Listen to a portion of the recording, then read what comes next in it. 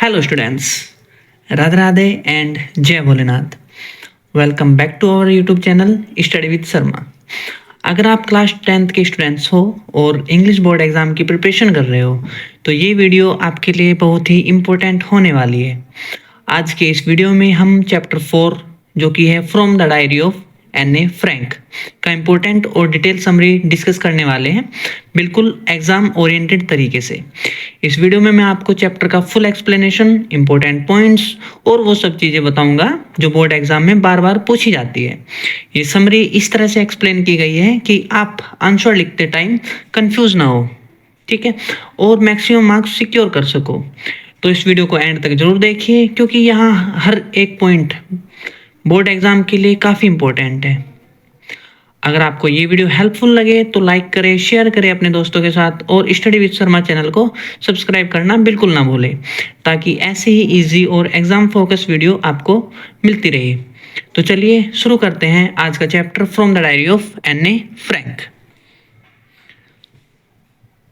कुछ important points हैं जो आपको चैप्टर को पढ़ने से पहले पता होना चाहिए, ठीक है। तो आइए बात करते हैं उन इम्पोर्टेंट पॉइंट्स की। एन.ए. फ्रैंक की ऑटोबायोग्राफी जो ये चैप्टर है, ये एन.ए. फ्रैंक की ऑटोबायोग्राफी है, यानी कि एन.ए. फ्रैंक ने ही लिखी है अपनी आत्मकथा, ठीक है। जो एन.ए. फ्रैंक के जीवन में जो जो चीज़ें हुई है उसके बारे में ये आपका चैप्टर है, ठीक है। Anne. Frank 13 year old Jewish and German girl है, ठीक है। एन.ए. फ्रैंक कितने साल की है? 13 साल की है, ठीक है, जो कि एक जेविश एंड जर्मन गर्ल है, ठीक है। एन.ए. फ्रैंक डायरी को बेस्ट फ्रेंड मानती है। क्या मानती है? एन.ए. फ्रैंक डायरी को बेस्ट फ्रेंड मानती है और डायरी का नाम किट्टी रखती है, ठीक है। ये इंपॉर्टेंट है चीज़, एक तो बेस्ट फ्रेंड मानती है वो और डायरी का क्या नाम रखती है? किट्टी। एन.ए. फ्रैंक को 13th बर्थडे पर एन.ए. फ्रैंक के फादर उसे डायरी गिफ्ट करते हैं। कौन से बर्थडे पर? 13th बर्थडे पर एन.ए. फ्रैंक के कौन गिफ्ट करते हैं? उनके फादर गिफ्ट करते हैं उस डायरी को, ठीक है। पहला पॉइंट तो ये होगा कि ये एन.ए. फ्रैंक की ऑटोबायोग्राफी है। दूसरा, एन.ए. फ्रैंक एक 13 year old Jewish and German girl है, ठीक है। तीसरा पॉइंट होता है एन.ए. फ्रैंक डायरी को क्या मानती है? बेस्ट फ्रेंड मानती है। मैंने अंडरलाइन कर रखी है वो चीज़ें। और डायरी का क्या नाम रखती है? किट्टी रखती है। एन.ए. फ्रैंक को 13th बर्थडे पर, कौन से बर्थडे पर? 13th बर्थडे पर कौन गिफ्ट करता है डायरी? उसके फादर गिफ्ट करते हैं उसको डायरी, ओके। एन.ए. फ्रैंक का बर्थडे कब आता है? 12 जून 1929 को, ठीक है। ये भी याद रखना है। ये पॉइंट आपके डायरेक्ट एग्जाम में पूछ लेते हैं एग्जामिनर एमसीक्यूज में, ठीक है। तो मैंने इसलिए पहले ही वे चीज़ें लिख दी गई है ताकि चैप्टर को पढ़ने से पहले आपको एक तो ये चीज़ पता हो ताकि आपको चैप्टर बिल्कुल डीपली समझ में आ जाए, ओके। एन.ए. फ्रैंक ने डायरी डच लैंग्वेज में लिखी थी। कौन सी लैंग्वेज में लिखी थी? डच लैंग्वेज में, ठीक है। लेकिन एन.ए. फ्रैंक के फादर ने डायरी को इंग्लिश में पब्लिश करवाया था। इंग्लिश में क्यों पब्लिश करवाया था? ताकि उसको पूरी दुनिया पढ़ सके। अब डच लैंग्वेज जिसको डच आती होगी वही तो डच में पढ़ पाएगा उस डायरी को, लेकिन जिसको इंग्लिश तो इंटरनेशनल लैंग्वेज है, तो एन.ए. फ्रैंक के फादर ने डायरी को इंग्लिश में पब्लिश कराया था और उसका नाम रखा था the diary of a young girl. जो इंग्लिश में पब्लिश हुई थी, जो उसकी आत्मकथा थी, ऑटोबायोग्राफी थी, उसका क्या नाम रखा था? The diary of a young girl, ठीक है बेटा, ओके। अब मेन कैरेक्टर की बात करते हैं। जो आपका ये चैप्टर है इसमें कौन कौन से मेन कैरेक्टर है? एक तो एन.ए. फ्रैंक है, ठीक है। एन.ए. फ्रैंक कौन है? एन.ए. फ्रैंक एक 13 year old Jewish and German girl है, ठीक है। ये तो बात पता है आपको। मार्गोट फ्रैंक कौन है? सिस्टर है। किसकी? एन.ए. फ्रैंक की सिस्टर है, जो कि 3 साल बड़ी है एन.ए. फ्रैंक से, जो कि 3 साल बड़ी है एन.ए. फ्रैंक से, जिसका जन्म होता है 1926 पे, ठीक है। एन.ए. फ्रैंक का जन्म कब हुआ? 1929 में, और उसकी बड़ी बहन का जन्म कब हुआ? 1926 में, ठीक है। इतनी बात क्लियर है, ओके। ओटो फ्रैंक कौन है? फादर। किसके फादर? एन.ए. फ्रैंक के फादर, ठीक है।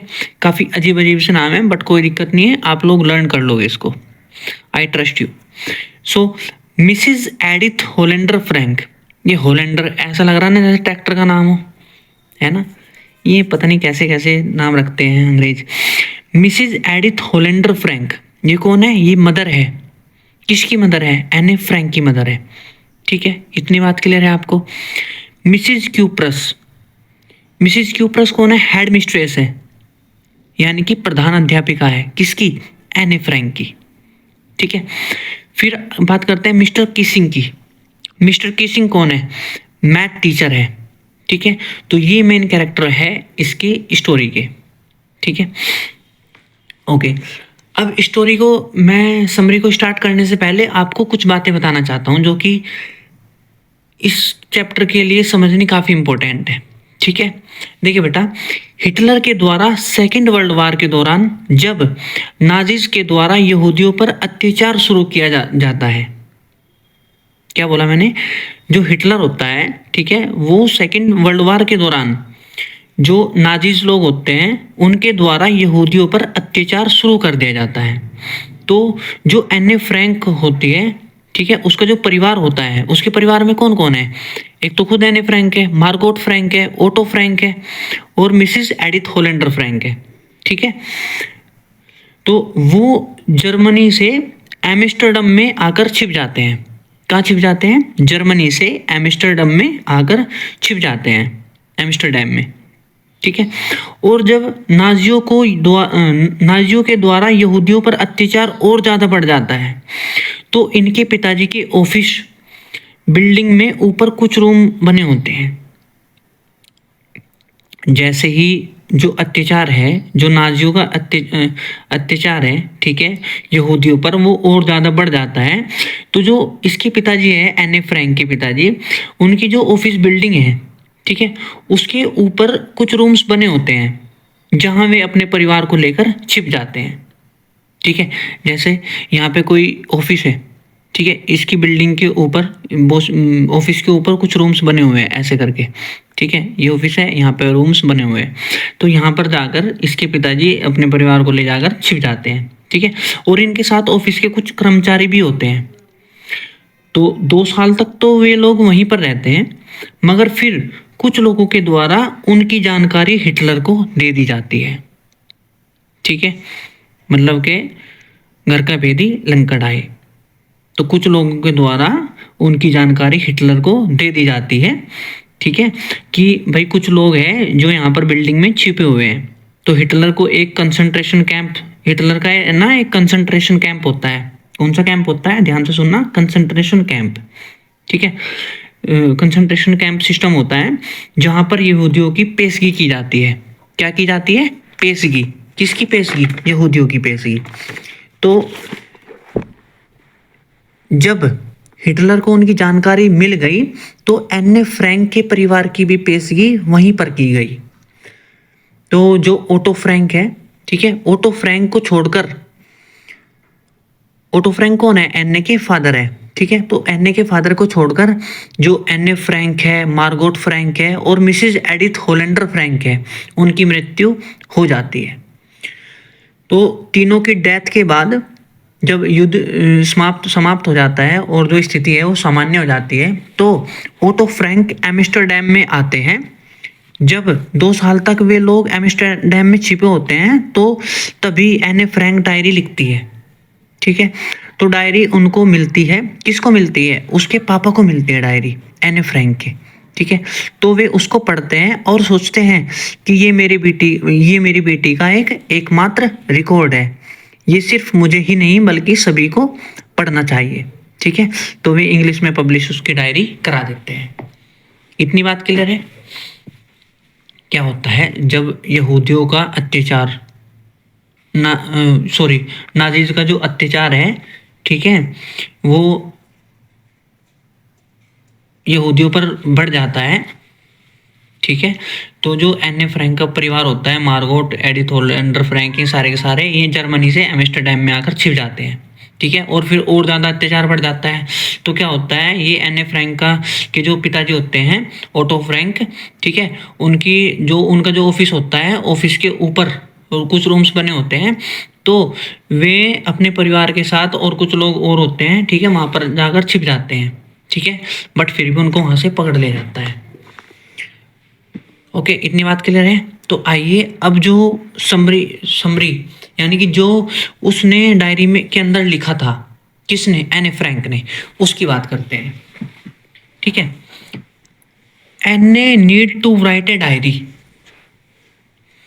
एने की जरूरत डायरी को लिखने के लिए। भाई डायरी उसको क्यों लिखनी पड़ी, क्या जरूरत पड़ी उसको डायरी लिखने की, एक छोटी सी बच्ची को, ठीक है। तो आइए बात करते हैं। एने फ्रैंक ए 13 ईयर ओल्ड गर्ल, एने फ्रैंक है जो कि 13 साल की बच्ची है, ठीक है, 13 साल की लड़की है। Was gifted a diary by her father, जिसको गिफ्ट की गई एक डायरी उसके पिताजी के द्वारा। She found writing to be a strange experience, उसे लगा कि मतलब जो डायरी लिखना है ना वो एक अजीब सा है, एक अजीब सा अनुभव है डायरी लिखना। अब देखो तुम लोग कुछ भी स्टार्टिंग में करते हो तो तुम्हें अजीब सा लगता है, ठीक है। लाइक तुम लोग स्टार्टिंग में मैथ पढ़ते हो 10th में आके, तो अजीब सा लगता है, ये क्या हो गया, है ना, कितना डिफिकल्ट है लिखना, ये वो जो भी है, ठीक है। तो उसको डायरी लिखना अजीब लगा, ठीक है। She had never writing a diary before, उसने कभी कोई डायरी नहीं लिखी थी, ठीक है, इससे पहले कभी कोई डायरी नहीं लिखी थी। इन द फर्स्ट एंट्री में सी एक्सप्रेस्ड, उसने व्यक्त किया, हर डिजायर, उसकी इच्छा, टू कन्फाइड, मन की बात कहना, एवरीथिंग टू द डायरी, सब कुछ डायरी को।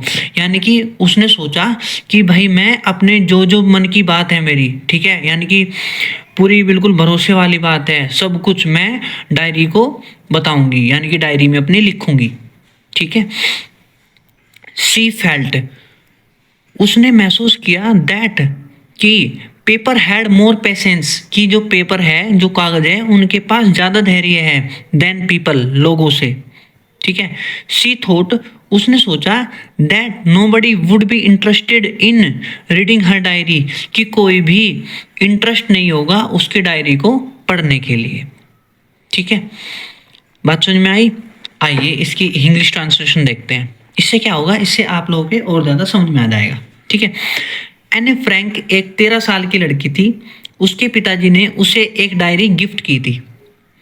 उसे लिखना एक अजीब एक्सपीरियंस लगा, क्या लगा, एक अजीब एक्सपीरियंस लगा। उसने पहले कभी डायरी नहीं लिखी थी। अपनी फर्स्ट एंट्री में उसने अपनी सारी बातें डायरी को बताने की इच्छा व्यक्त की। उसे लगा कागज में लोगों से ज़्यादा धैर्य होता है। उसने सोचा कि उसकी डायरी पढ़ने में किसी को भी इंटरेस्ट नहीं होगा, ठीक है। आइए आगे बात करते हैं। एने कंसिडर्ड, जो एने है वो मानती है, the diary to be a real friend, की जो डायरी है वो उसकी एक सच्ची दोस्त है, ठीक है। विद हुम, जिसके साथ she could share all her secrets, जिसके साथ वो अपने सारे सीक्रेट्स को शेयर कर सकती है, जो भी उसके सीक्रेट्स होते हैं, ठीक है।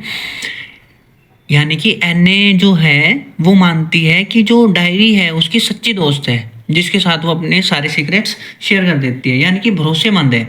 जैसे आपका कोई फ्रेंड होता है ना भरोसेमंद, आप लोग उससे अपनी सारी बातें बताते हो, ठीक है। ऐसे ही एने फ्रैंक ने भी उससे सारी बातें उसमें लिखनी, उसने सोचा कि भाई मैं सारी बातें लिख सकती हूँ उसमें डायरी में।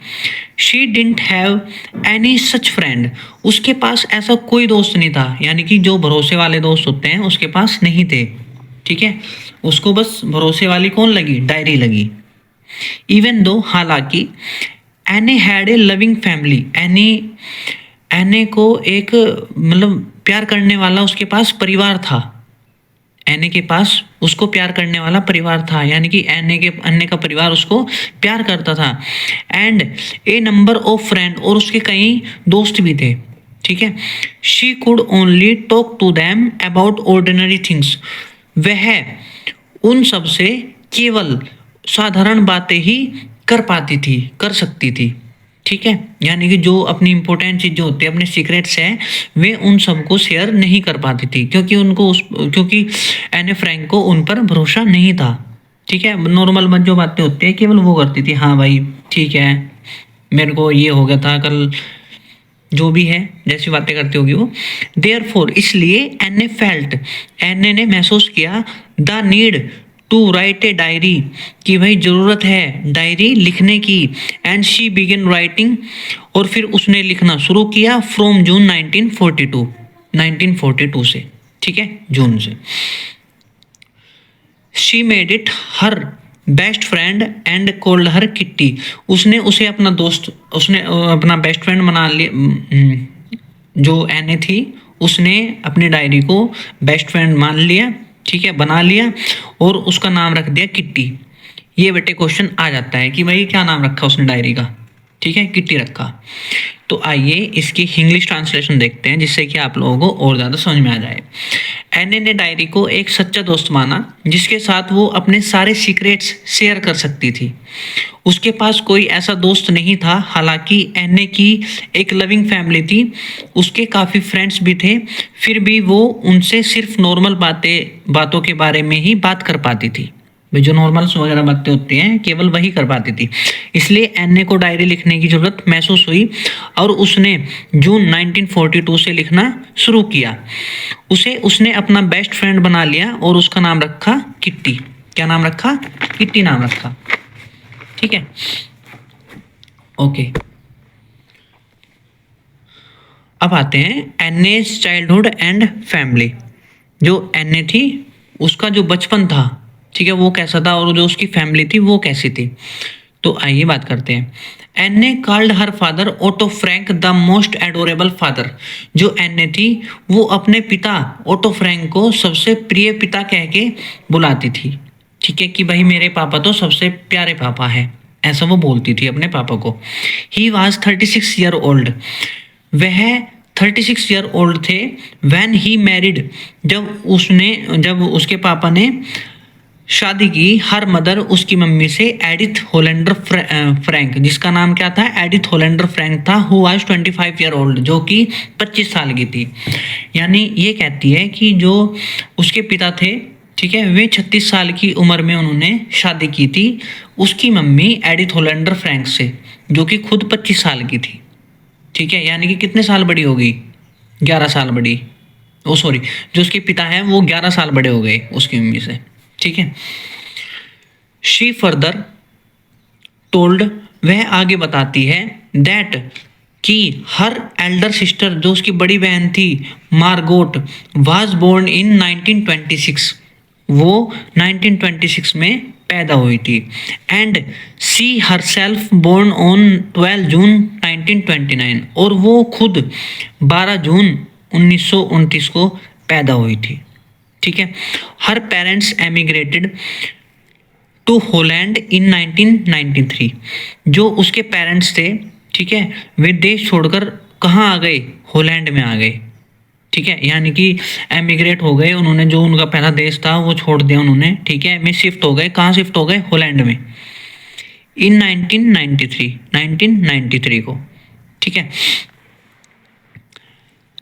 एट दैट टाइम, उसी समय, एन्ने, यानी कि उस समय एन्ने and her sister lived with their grand mother in Aachen है। उस समय जो एन्ने है और जो उसकी बहन है, बहन कौन है उसकी? बताओ कौन है? मार्गोट है, जो उसकी बहन है, और जो एन्ने थी, ठीक है, वे अपनी ग्रैंड मदर के साथ रहती थी। ग्रैंड मदर कौन होता है? दादी अम्मा, दादी माँ के साथ वो रहती थी। कहाँ रहती थी? आचेन में, ठीक है। After their parents settle down in Holland, जब उसके पिता, उसके जो पेरेंट्स हैं वे सेटल डाउन हो जाते हैं, कहाँ? होलैंड में, ठीक है। यानी कि उन जो पेरेंट्स हैं, ठीक है, सेटल डाउन होने के बाद, होलैंड में सेटल डाउन होने के बाद, Anne and her sister went to them, जो एन्ने थी और जो उसकी बहन थी उनके पास चली जाती है। बात समझ में आई? आइए और ज़्यादा समझ में आएगी, एक बार इसकी इंग्लिश ट्रांसलेशन देखते हैं। एन्ने ने अपने पिता ओटो फ्रैंक को सबसे प्यारा पापा कहा। वो 36 साल का था जब उसने उसकी मदर एडिथ होलेंडर के साथ शादी की, जो 25 साल की थी। उसने आगे बताया कि उसकी बड़ी बहन मार्गोट 1926 में पैदा हुई और खुद वो 12 जून 1929 को पैदा हुई। बेटे ये इंपॉर्टेंट डेट्स है, ये याद रखियो, डायरेक्ट एग्जाम में पूछी जाती है। उसके पेरेंट्स 1933 में हॉलैंड माइग्रेट कर गए। ठीक है, माइग्रेट होता है एक जगह से दूसरी जगह आना, विद देयर बैग्स, यानी कि भाई अब तो बसने के लिए आ गए दूसरी जगह पे। उस समय एन्ने और उसकी बहन अपनी ग्रैंड मदर के साथ आचिन में रहती थी। कहाँ रहती थी? आचिन में। जब उसके पेरेंट्स हॉलैंड में सेटल हो गए, एन्ने और उसकी बहन उसके पास चली गई। ठीक है, बात क्लियर है? ओके, नेक्स्ट पे आते हैं। एन्ने की स्कूलिंग। अब बात करते हैं एन्ने की स्कूलिंग के बारे में। एन्ने studied at the Montessori nursery school till she was 6 year old. जो एन्ने थी, जब वो 6 साल की थी तब तक वो कहाँ पढ़ी? मोंटेसरी नर्सरी स्कूल में पढ़ी। ठीक है, यानी कि जो एन्ने थी जब तक वो 6 साल की थी उसने मोंटेसरी नर्सरी स्कूल में पढ़ाई की थी। एट हर फेयरवेल, उसकी फेयरवेल पर, किसकी फेयरवेल पर? एन्ने की फेयरवेल पर। भाई उसने 6 साल तक की थी जब वो, उसने मोंटेसरी नर्सरी स्कूल में पढ़ाई की थी। तो जब उसकी फेयरवेल हुई, फेयरवेल होती है ना जब कॉलेज या फिर स्कूल से दूसरी जगह जाते हैं, दूसरे स्कूल्स में जाते हैं, ठीक है,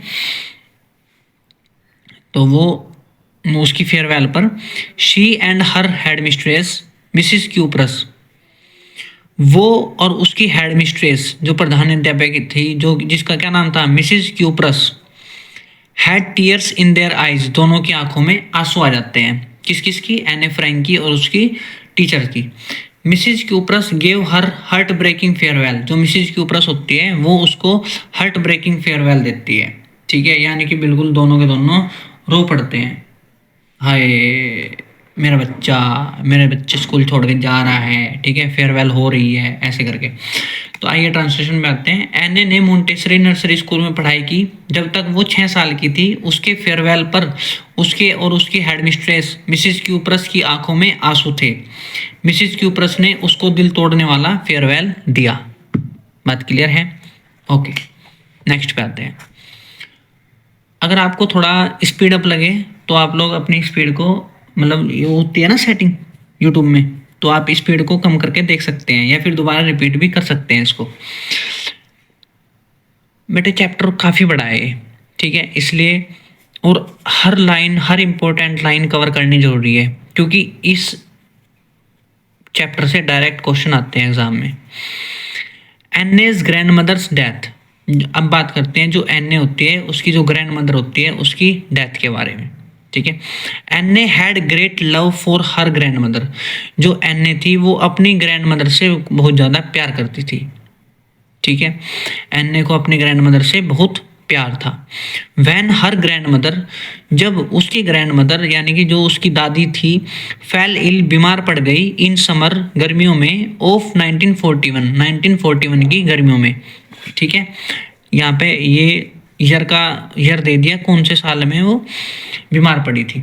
ठीक है, एंड हैड एन ऑपरेशन, और बीमार पड़ने के बाद उसने ऑपरेशन कराया था। एन्ने वाज वेरी सैड, जो एन्ने थी वो बहुत ज़्यादा दुखी थी, भाई मेरी मम्मी, ओ सॉरी, मेरी दादी अम्मा बीमार पड़ गई। ठीक है, उनको ऑपरेशन कराना पड़ा।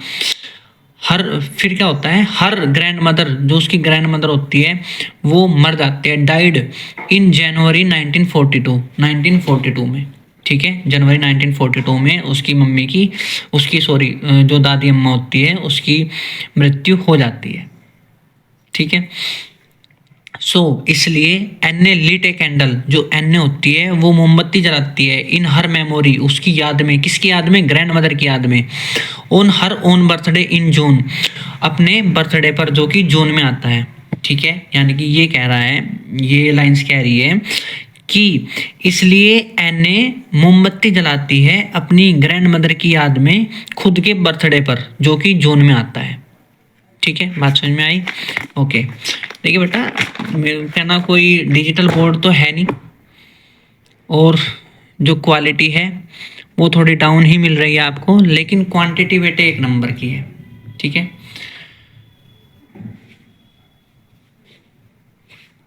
ये चीज़ आपको पूरे यूट्यूब चैनल पर देखने को नहीं मिलेगी। ठीक है, एक पूरा दिन लग जाता है ये चीज़ निकालने में, ठीक है, इसको लिखने में पूरा एक दिन लग जाता है बेटा, तब जाके सेकंड डे वीडियो आती है आप लोगों की, ठीक है। क्यों? क्योंकि आपकी भलाई के लिए। तो आइए पहले इसकी ट्रांसलेशन देखते हैं, इंग्लिश ट्रांसलेशन। एन्ने को अपनी ग्रैंड मदर से बहुत प्यार था। जब ग्रैंड मदर 1941 की समर में बीमार हो गई और ऑपरेशन करवाया, एन्ने बहुत उदास थी। उसकी ग्रैंड मदर जनवरी 1942 में गुजर गई, यानी कि मर गई, एक्सपायर हो गई, जो भी। इसलिए एन्ने ने अपनी बर्थडे को जून, जो कि जून में होता है, पर उनकी याद में एक कैंडल जलाई। क्या जलाई? मोमबत्ती जलाई, ठीक है। बात समझ में आई? अब करते हैं बात एन्ने के स्कूलिंग की। एन्ने school result and her views about teacher. जो एन्ने थी उसके जो स्कूल का रिजल्ट था, ठीक है, और उसका जो पर्सपेक्टिव था टीचर के प्रति, वो क्या था, क्या व्यूज थे, क्या वो कैसे देखती थी टीचर्स को, ठीक है, यानी कि टीचर अच्छे होते हैं, बुरे होते हैं, क्या होते हैं, ठीक है, उसके बारे में बात करते हैं। After explaining about her life, भाई उसने डायरी में अपनी एक्सप्लेन कर दी लाइफ, ठीक है। उसके बाद क्या होता है, एन्ने started her diary entry for 20 जून 1942। जो एन्ने है वो डायरी एंट्री स्टार्ट करती है, अपनी डायरी की एंट्री स्टार्ट करते हैं कब? 20 जून 1942। ये इम्पोर्टेंट है, याद कर लेना, ठीक है, कि उसने डायरी लिखना कब शुरू किया था, ठीक है। जो मतलब ऐसा होता है ना कि कुछ लोग तो डायरी कैसे लिखते हैं, भाई आज मैंने ये किया, मैंने इस टाइम खाना खाया, मैंने इस टाइम पानी पिया, फिर मैं अपनी उड़ी बाबा से मिला है। उड़ी बाबा समझते हो तुम? क्या होता है उड़ी बाबा? गर्लफ्रेंड, ठीक है। फिर मैं अपनी उड़ी बाबा से मिला। तो ऐसे करके सब लिखते हैं, ठीक है। लेकिन ये क्या लिखती है? जो भी इम्पोर्टेंट दिन में जो इम्पोर्टेंट काम करती है उसके बारे में ये लिखती है, ठीक है। तो 20 जून 1942 को उसने अपनी पहली डायरी एंट्री स्टार्ट की थी, ठीक है। She started by writing about her day. उसने अपने दिन के बारे में लिखना शुरू किया। इन द स्कूल में। व्हेन द टीचर्स, जब जो टीचर्स थे, were going to tell the result, जब जो टीचर्स थे वे रिजल्ट को बताने जा रहे थे, ठीक है।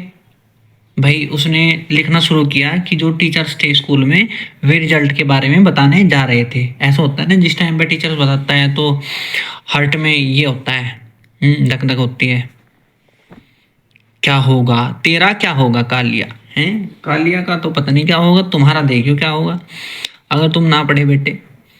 जितनी वीडियोस बना रहा हूँ ना सारी देख लो, मैं बता रहा हूँ सारी चीज़ इंपॉर्टेंट है, एक एक चीज़ इंपॉर्टेंट है। जो कहना उसमें क्वेश्चन आंसर में लिखता हूँ सारे के सारे, उनमें से एग्जाम में पक्का डिट्टो मिल जाएगा आपको।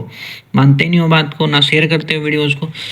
चलो, अपनी लाइफ के बारे में बताने के बाद एन्ने ने अपनी डायरी एंट्री 20 जून 1942 के लिए शुरू की, ठीक है। ये डेट डाल ली और अपना लिखना स्टार्ट कर दिया उसने शुरुआत स्कूल के दिनों के बारे में लिखने से की, जब टीचर रिजल्ट बताने वाले थे। बात समझ में आई? Okay. Then all the students are afraid.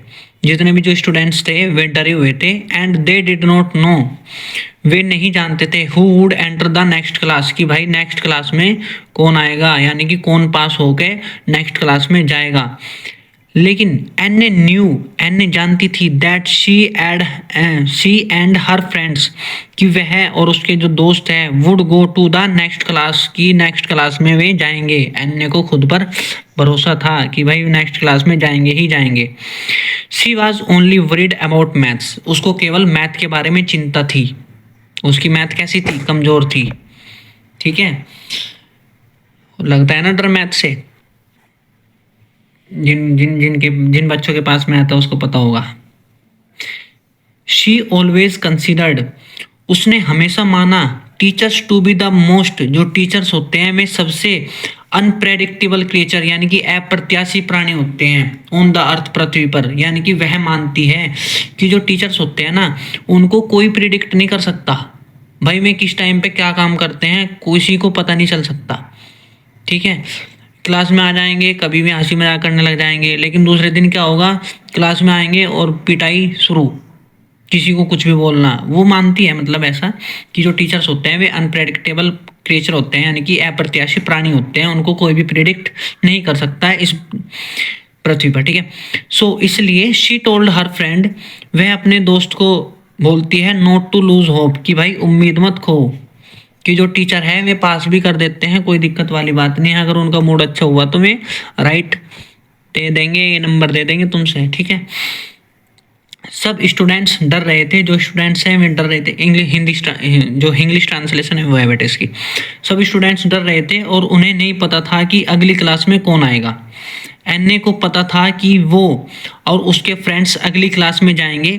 वो सिर्फ मैथ के लिए वरीड थी। किसके लिए वरीड थी? मैथ्स के लिए, ठीक है। उसने हमेशा टीचर्स को दुनिया का सबसे अनप्रेडिक्टेबल क्रिएचर माना, इसलिए उसने अपने फ्रेंड से कहा कि होप मत खोना, उम्मीद मत खोना, ठीक है। अब करते हैं बात Anne's talkative nature and punishment by mister Keesing. जो एन्ने थी उसका जो टोलकेटिव नेचर होता है बातूनी। क्या होता है? बातूनी, ठीक है। बातूनी स्वभाव, नेचर क्या होता है? स्वभाव, जो उसका बातूनी स्वभाव होता है एन्ने का, ठीक है।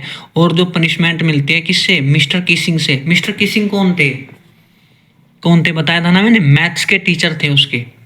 किसके टीचर थे? मैथ्स के टीचर थे, एन्ने फ्रैंक के, ठीक है। सो एन्ने Frank was a good students. जो एन्ने फ्रैंक थी वो एक अच्छी विद्यार्थी थी। And had a good relationship with all the teachers. और उसकी जो रिलेशन थी टीचर्स के प्रति, सभी टीचर्स के साथ उसके रिलेशन अच्छे थे, ठीक है। एक्सेप्ट मिस्टर किसिंग को छोड़कर, ठीक है। हु टोट हर मैथ्स, जो उसको मैथ पढ़ाते थे, यानी कि सबके साथ उसके रिलेशन अच्छे थे, वो एक अच्छी स्टूडेंट्स में आती थी, ठीक है। लेकिन जो मिस्टर किसिंग थे, ठीक है, जो उसको मैथ पढ़ाते थे, उनके साथ उसके रिलेशन अच्छे नहीं थे। किसके अच्छे नहीं थे? एने फ्रैंक के अच्छे नहीं थे। किसके साथ? उसके मैथ टीचर्स के साथ। मैथ टीचर कौन था? मिस्टर किसिंग, ठीक है। बात समझ में आई?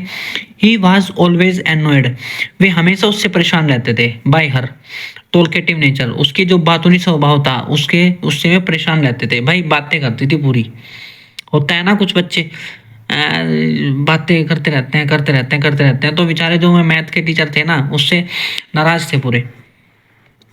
सो एन्ने एक अच्छी स्टूडेंट थी। जो एन्ने थी वो एक अच्छी स्टूडेंट थी और सब टीचर्स के साथ अच्छा रिलेशनशिप रखती थी।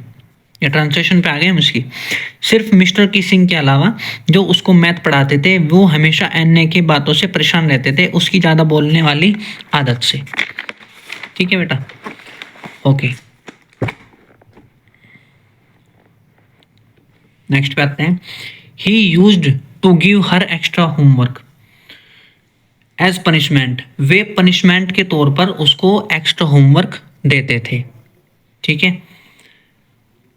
भाई अब तुम्हें पनिशमेंट कैसी मिलती है? मुर्गा बना देते हैं ना टीचर तुम्हें तो, ठीक है। लेकिन बेटा हम लड़के हैं ना, हमारे साथ ऐसा ही होता है। लड़कियों को तो एक्स्ट्रा होमवर्क दे दिया, ले जा करके लाइए पनिशमेंट के रूप में। सो इसलिए he punished her by giving her extra homework. So इसलिए वह कौन? जो मिस्टर किसिंग थे उसको पनिश करते हैं हर by giving her extra homework, कि भाई एक्स्ट्रा होमवर्क उसको दे दिया। किसको? एने फ्रैंक को। He asked her to write an essay, उन्होंने उससे कहा एक एसे लिखने के लिए, एसे यानी कि निबंध लिखने के लिए। ऑन द टॉपिक, किस टॉपिक पर? ए चैटर बॉक्स, एक बातूनी व्यक्ति। ए चैटर बॉक्स होता है एक बातूनी व्यक्ति, ठीक है। यानी कि जो मिस्टर किसिंग थे उसको एक्स्ट्रा होमवर्क देते थे, ठीक है, पनिशमेंट के तौर पर, ठीक है। तो मिस्टर किसिंग ने उससे कहा कि भाई एक ऐसे लिख के लाना है, किस टॉपिक पर? ए चैटर बॉक्स पर, ठीक है। आइए इसकी इंग्लिश ट्रांसलेशन देखते हैं। वो उसके पनिशमेंट के रूप में एक्स्ट्रा होमवर्क देता था, इसलिए उसने एन्ने को एक्स्ट्रा होमवर्क देकर पनिश किया। उसको एन्ने ने कहा कि वे चैटर बॉक्स, उसने एन्ने को से कहा कि वो ए चैटर बॉक्स टॉपिक पर ऐसे लिखे, ठीक है। भाई कर को लाइए काम अपना। 7 कंप्लीशन ऑफ एक्स्ट्रा होमवर्क, समापन। किसका समापन? एक्स्ट्रा होमवर्क का समापन। आफ्टर कंप्लीटिंग हर नॉर्मल होमवर्क, भाई नॉर्मल होमवर्क कंप्लीट करने के बाद एन स्टार्टेड थिंकिंग, जो एन है वो सोचना स्टार्ट कर देती है अबाउट द एसे के बारे में, जो कि किस बारे में था, ए चैटर बॉक्स। टॉपिक क्या था, ए चैटर बॉक्स था। Anne was unable to understand, Anne unable थी समझने के लिए what she could write in the essay, कि भाई वो एसे में क्या लिखे, उसको समझ नहीं आ रहा था कि वो एसे के अंदर क्या लिखे। ठीक है, ए चैटर बॉक्स के ऊपर वो क्या लिखे ऐसा। सी स्टार्टेड राइटिंग, उसने लिखना शुरू किया। टू कंसिडर्ड इट, यह मानते हुए, एज ए नेसेसिटी, एक आवश्यकता के रूप में। ठीक है भाई, आवश्यक तो है लिखना, चलो भाई लिख देती हूँ। ठीक है, तो उसने लिखना शुरू कर दिया कि भाई लिखना तो पड़ेगा वरना मिस्टर किसिंग फिर डांटेंगे। She wrote 3 pages of her satisfaction, वो 3 पेज लिख देती है अपने सेटिस्फैक्शन के लिए, यानी कि अपनी संतुष्टि के लिए वो 3 पेज लिख देती है।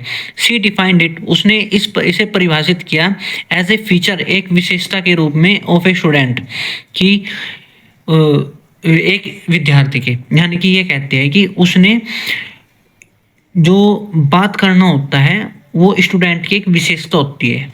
ठीक है, बात करना भी एक विशेषता होती है स्टूडेंट्स की, उसने इसको इस तरह से डिफाइन किया। ठीक है, एंड ऑल्सो मेंशन, और यह भी बताया, मेंशन किया, दैट शी इनहर्टेड हिज ट्रेट, इनहर्टेड होता है विरासत में मिलना, क्या होता है, विरासत में मिलना। हिज ट्रेट यानी कि गुण, from her mother who was very talkative, वो कहती है कि जो ये गुण है ना बात करने का, ये मुझे विरासत में मिला है, किससे, अपनी मम्मी से मिला है। ठीक है, जो कि खुद भी बहुत ज़्यादा टॉकेटिव होती है, यानी कि बातूनी होती है। टॉकेटिव होता है बातूनी, जो बहुत ज़्यादा बातें करता है। ठीक है, तो आइए बेटा इसकी इंग्लिश ट्रांसलेशन देखते हैं। 36 मिनट की वीडियो जा चुकी है आज तो। ठीक है, इतना स्पीड में पढ़ाते पढ़ाते भी काफ़ी बड़ा चैप्टर है बेटे, तो धैर्य बनाए रखिए, कोई दिक्कत वाली बात नहीं है। इसकी इंग्लिश ट्रांसलेशन देखते हैं। अपना नॉर्मल होमवर्क कंप्लीट करने के बाद एन ए चैटर बॉक्स एसे के बारे में सोचने लगी। एन समझ नहीं पा रही थी कि वो एसे में क्या लिखे। फिर उसने लिखना शुरू किया और माना कि बोलना भी एक आवश्यक है। उसने अपने सेटिस्फैक्शन के लिए 3 पेज लिखे। उसने इसे एक स्टूडेंट का फीचर बताया, जैसे फ़ोन के अंदर फीचर्स नहीं होते, वो बताया, और ये भी मेंशन किया कि ये गुण उसे अपनी मदर से इनहर्ट किया है, यानी कि उसको अपनी मदर से विरासत में मिला है, जो बहुत ज़्यादा टॉकेटिव थी। उसकी मम्मी क्या थी, ज़्यादा बातूनी थी। ठीक है, आइए नंबर 8 पे आते हैं। मोर पनिशमेंट फ्रॉम एन, ज़्यादा पनिशमेंट फॉर एन के लिए। ठीक है, और ज़्यादा पनिशमेंट क्या होगी भाई। Mister Keesing read the essay in the class and laughed on it, जो मिस्टर किसिंग थे वे एसे को क्लास में पढ़ते हैं और उस पर हंसते हैं। ठीक है, किस पर, किस पर हंसते हैं, एन फ्रैंक पर हंसते हैं। इन अनदर लेसन, और लेसन में, व्हेन शी टॉक्ड, जब वो बात करती है, शी वाज पनिश्ड अगेन, वो दोबारा फिर से पनिश की जाती है। ठीक है, ही गेव हर अनदर एसे, जो मिस्टर किसिंग होते हैं वे उसको और दूसरा एसे दे देते हैं एज ए पनिशमेंट के रूप में, ऑन द टॉपिक, जिसका जो टॉपिक होता है एन इनकोरिजिबल चैटर बॉक्स, यानी कि एक बातूनी जिसको सुधारा ना जा सके। भाई पहले वो बोलती थी, उसको ऐसे लिखने के दिया ए चैटर बॉक्स। ठीक है, वो दोबारा फिर से बोली उसके ओल्ड लेसन में, तो उसको दूसरा क्या लिखने को ले दे दिया, एन इनकोरिजिबल चैटर बॉक्स। ठीक है, mister Keesing did not complain, जो मिस्टर किसिंग होते हैं वे कंप्लेन नहीं करते फॉर 2 लेसन, 2 लेसन तक। ठीक है, after she submitted the essay, जब वो एसे को सबमिट कर देती है, कौन, एन ए फ्रैंक। हाउएवर, लेकिन ड्यूरिंग द 3rd लेसन, तीसरे लेसन के दौरान, he caught Anne A talked again, वो जो मिस्टर किसिंग होते हैं वे एन को फिर से बात करते हुए पकड़ लेते हैं। ठीक है, मिस्टर किसिंग ने क्लास, ये उसकी इंग्लिश ट्रांसलेशन है बेटे, उस पे आते हैं। मिस्टर किसिंग ने क्लास में ऐसे पढ़ा और उस पर हंस पड़े। एक दूसरे लेसन में जब एन फिर से बात कर रही थी तो उसे दोबारा पनिश किया गया। इस बार उसने पनिशमेंट के तौर पर एन इनकोरिजिबल चैटर बॉक्स टॉपिक पर एक और ऐसे दिया। जब एन ने ऐसे सबमिट कर दिया तो जो मिस्टर कीजिंग ने 2 लेसन तक कोई कंप्लेन नहीं की, ठीक है, कुछ नहीं कहा उसको। लेकिन तीसरे लेसन के दौरान एन को फिर से बात करते हुए पकड़ लिया, ठीक है। सो इसलिए he punished her again, asked to write an essay. ले भाई, जब उसको तीसरी बार पकड़ लिया, ठीक है, तो क्या हुआ, उसको फिर से पनिशमेंट के तौर पर ऐसे लिखने को मिल जाता है, on quack quack quack said mistress chatterbox.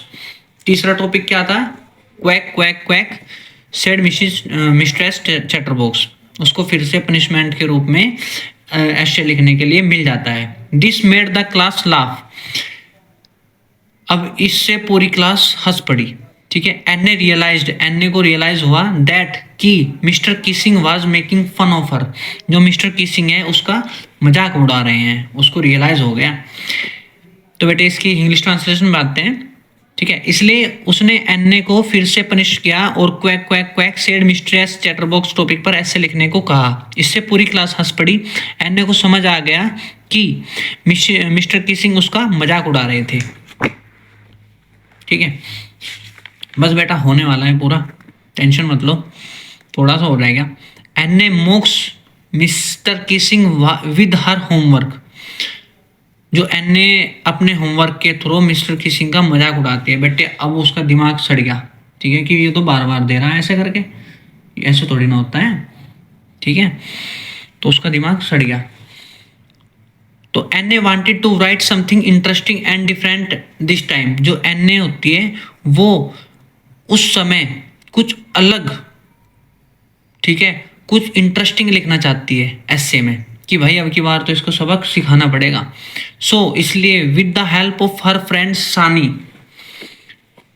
सैने, इसलिए वो अपनी फ्रेंड की हेल्प से, फ्रेंड कौन थी उसकी, सैनी, अब एन होता है ना उसके आगे ऐसा लगा दो, सैनी, ठीक है। सैनी की हेल्प से वो लिखती है, उसकी हेल्प लेती है अब की बार लिखने के लिए।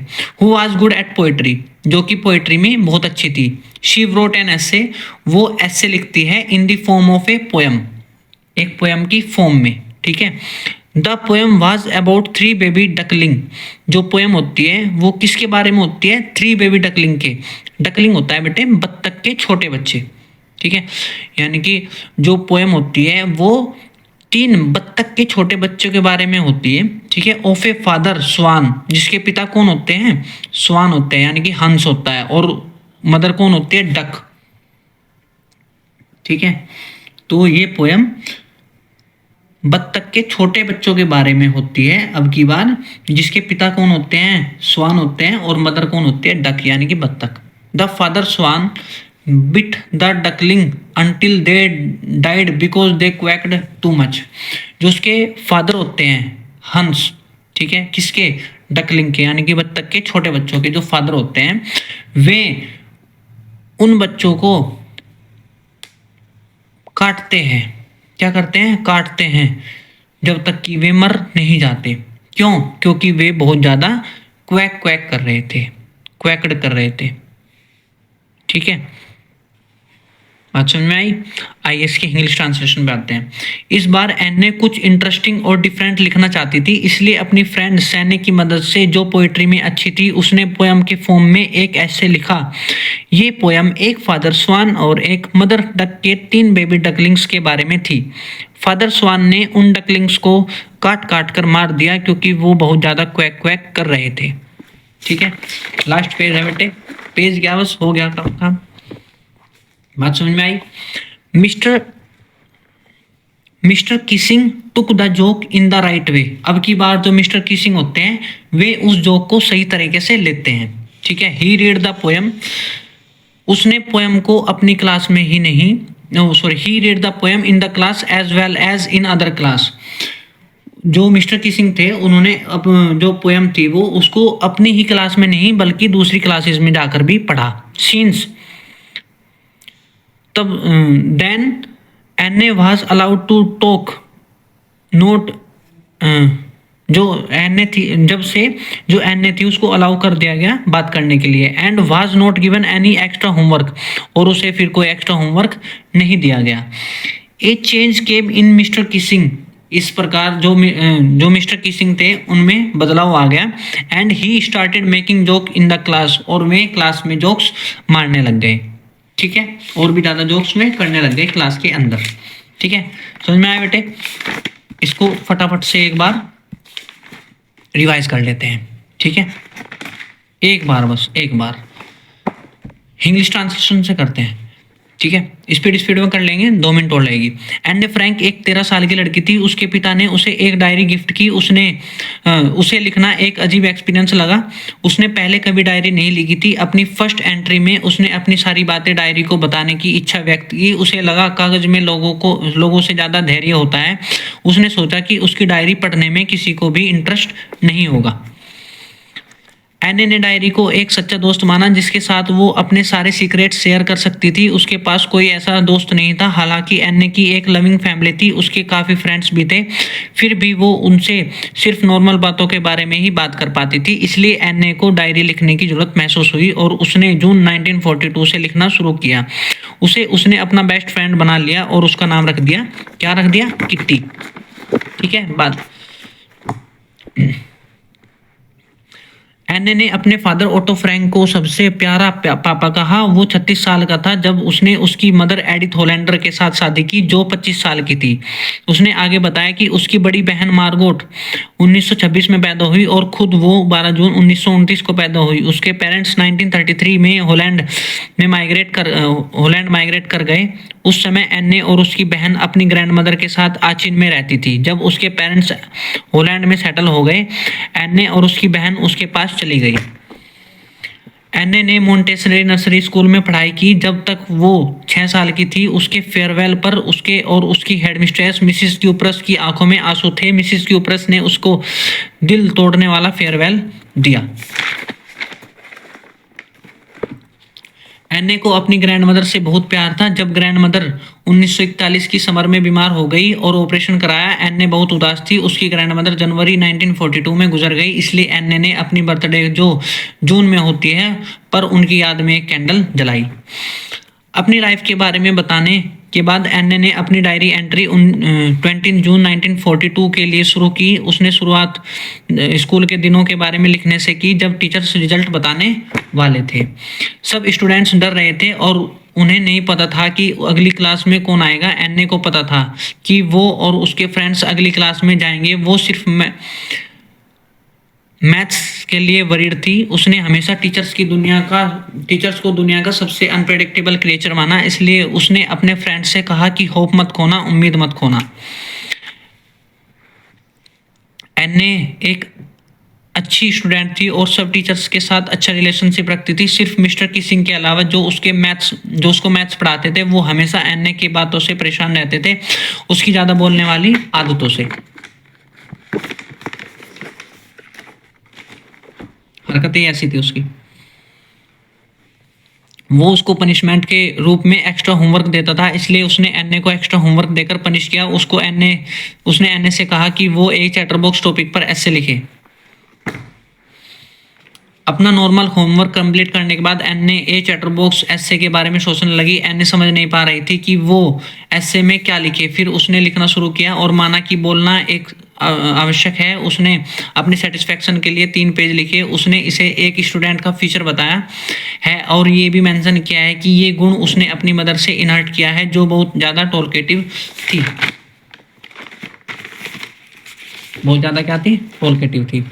मिस्टर किसिंग ने क्लास में ऐसे पढ़ा और उस पर हंस पड़े। एक दूसरे लेसन में जब एने फिर से बात कर रही थी तो उसे दोबारा पनिश किया गया। इस बार उसने पनिशमेंट के तौर पर एने इनक्रेजिबल चैटरबॉक्स टॉपिक पर एक और ऐसे दिया।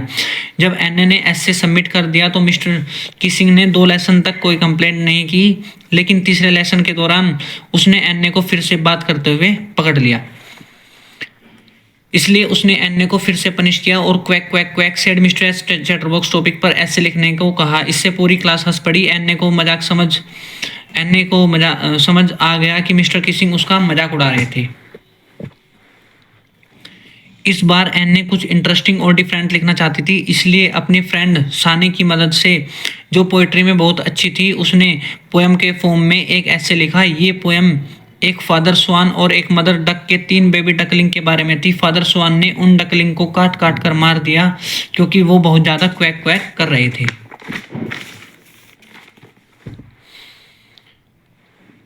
मिस्टर किसिंग ने जोक को सही तरीके से लिया।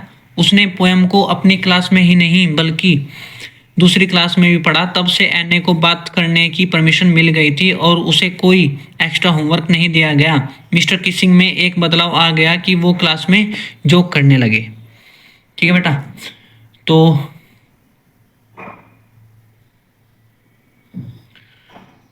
उम्मीद करता हूँ आपको chapter 4 from the diary of Anne A Frank का ये डिटेल समरी अच्छे से समझ आ गया होगा। अगर वीडियो हेल्पफुल लगी हो तो लाइक ज़रूर करिए, अपने दोस्तों के साथ शेयर कीजिए और स्टडी विद शर्मा चैनल को सब्सक्राइब करना मत भूलिए।